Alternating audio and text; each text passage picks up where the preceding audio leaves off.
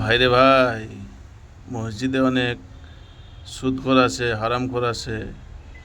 আমরা তাদেরকে কিছু বলতে পারি না, কিন্তু একজন মদ খেয়ে যদি মসজিদে আসে, আমরা তাকে বলতে পারি যে মদ খেয়ে মসজিদে আসবে না। অনেক বিড়িখোর আসে, তাদের গন্ধতে আমরা টিকতে পারি না, তবু তাদের কিছু বলতে পারি না। এই যে হারামখোররা মসজিদে আসে, কিছু বলতে পারছি না, কিন্তু একজন মদ খেয়ে যে পাপ করে, একজন বিড়ি খেয়ে সেও পাপ করে, একজন ঘুষ খেয়ে যে পাপ করে, তার চেয়ে সুদ খেয়ে আরও পাপ করে। তো তাদেরকে আমরা মানা করতে পারছি না, কিন্তু আমরা এটা বলতে পারছি মদ খেয়ে তুই মসজিদে আসবে না। আসলে আমাদের বক্তব্য হচ্ছে মসজিদে আসুন, হারাম কাজ ছেড়ে, হারাম খাওনা ছেড়ে আসুন।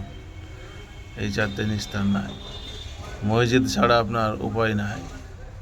মরে গেলে মসজিদের যে ইমাম থাকে তাকেই আপনার কাজে লাগবে, তাছাড়া আপনি কিছুই করতে পারবেন না।